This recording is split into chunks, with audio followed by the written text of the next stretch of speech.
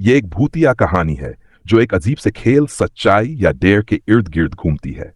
कहानी सच्चाई या एक बार की बात है। एक छोटे से गांव में कुछ दोस्त एक साथ बैठकर एक खेल खेल रहे थे, सच्चाई या डेयर। उस रात मौसम बहुत अजीब था। हवा में ठंडक थी और आसमान में बादल घिरे हुए थे। दोस्त हंसी खुशी खेल रहे थे, लेकिन तभी किसी ने कहा, चलो इस बार हम डरावनी सच्चाई पूछते हैं या फिर डरावने डेयर करते हैं। सबने सहमति दी और खेल शुरू हो गया। पहला दौर बहुत ही साधारण था, लेकिन जैसे ही खेल आगे बढ़ा, एक दोस्त ने कहा, क्या तुम्हें पता है कि इस गांव में एक बुरी आत्मा रहती है? सभी ने उसका मजाक उड़ाया और कहा कि यह सिर्फ एक कहानी है। लेकिन उस दोस्त ने चेतावनी दी, जो तुम सच्चाई या डेयर के साथ खेल रहे हो वो सच में खतरनाक हो सकता है।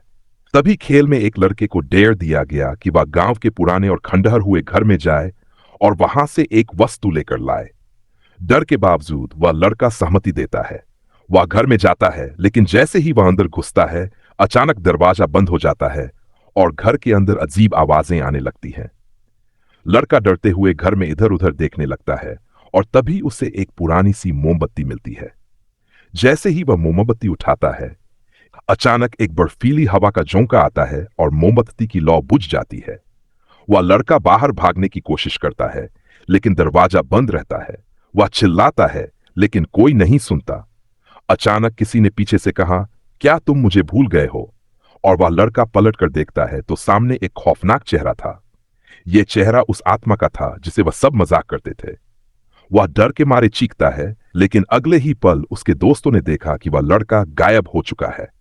उसके बाद से वह घर हमेशा के लिए बंद हो गया और किसी ने फिर वहां जाने की हिम्मत नहीं की।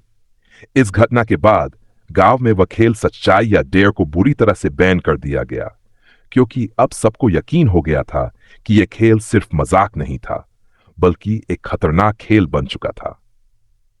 कभी भी किसी चीज को हल्के में न लें, खासकर जब वो कुछ रहस्यमय और खतरनाक लग रही हो। कहानी का आगे का हिस्सा। वह घटना गांव के लोगों के लिए एक बुरे सपने जैसा साबित हुई। कुछ हफ्तों तक गांव में लोग उस खंडहर घर के पास भी नहीं जाते थे, लेकिन एक दिन कुछ युवक फिर से उस घर के पास गए, ये सोचकर कि शायद अब सब कुछ ठीक हो चुका होगा और वह उस घर के अंदर जाकर खोई हुई चीजें देख सकते थे। उन्होंने वह मोमबत्ती ढूंढने की सोची जो उस लड़के ने उठाई थी। गांव के 4 दोस्त, जिनमें से 2 लड़के और 2 लड़कियां थीं, खंडहर घर के पास पहुंचे। जैसे ही वे घर के दरवाजे तक पहुंचे, हवा में एक अजीब सी खामोशी फैल गई। सभी की धड़कनें तेज हो गई। उनमें से एक लड़की ने कहा, क्या तुम सबको लगता है कि वह जो हुआ था वह एक सपना था? क्या हम अब भी डर रहे हैं? लेकिन किसी ने भी उसका जवाब नहीं दिया। सब डर के बावजूद घर में घुसे। अंदर अंधेरा था और उनकी टॉर्च की रोशनी भी जैसे ही दीवारों से टकराती वह कमजोर पड़ने लगी। वे जैसे ही अंदर बढ़े, एक फटी हुई पुरानी तस्वीर के पास खड़े हो गए। अचानक एक तेज आवाज आई, मानो किसी ने चिल्लाया हो। सब घबराए और इधर उधर देखने लगे, लेकिन कुछ नहीं दिखा। वहीं एक लड़के ने दीवार पर खून से लिखी एक अजीब सी लाइन देखी, जो कुछ इस तरह थी, जो भी इस घर में आएगा वह कभी वापस नहीं जाएगा। ये देख सब और डर गए। एक लड़का तसल्ली देने की कोशिश करता है, यह तो बस एक मजाक होगा, चलो हम और अंदर जाते हैं। लेकिन जैसे ही वे अंदर और बढ़ते हैं, उन्हें महसूस होता है कि घर की दीवारें जैसे हर कदम पर खिसक रही हैं और उन दीवारों के बीच कोई छिपा हुआ है। वह लड़कियां अचानक एक पुरानी सी चूड़ियों की आवाज सुनती हैं और एक पुरानी खिड़की के पास सफेद कपड़ों में एक कटी फटी महिला खड़ी नजर आती है। वह महिला अचानक घूमकर कहती है, तुम लोग मेरे घर में क्यों आए हो? सभी डर से कांपते हुए वही पुरानी मोमबत्ती खोजने की कोशिश करते हैं। तभी एक लड़के की आवाज सुनाई देती है, क्या तुम सबको नहीं समझ में आता? हम लोग गलत जगह आ गए हैं। और फिर उसी पल वह लड़की जो अब तक खड़ी थी अचानक गायब हो जाती है। सब सकते में आ जाते हैं और जैसे ही वे भागने लगते हैं, घर का दरवाजा बंद हो जाता है।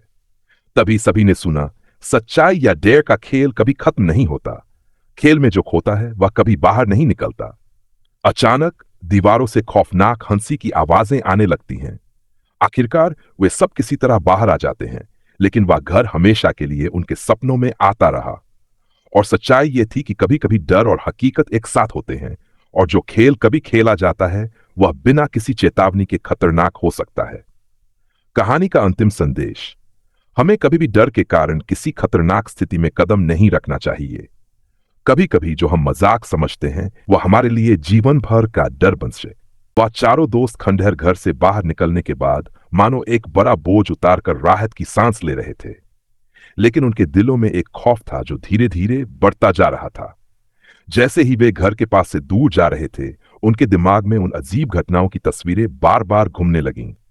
घर से बाहर निकलते हुए उनमें से एक लड़के ने कहा, क्या तुम सबने भी वही देखा?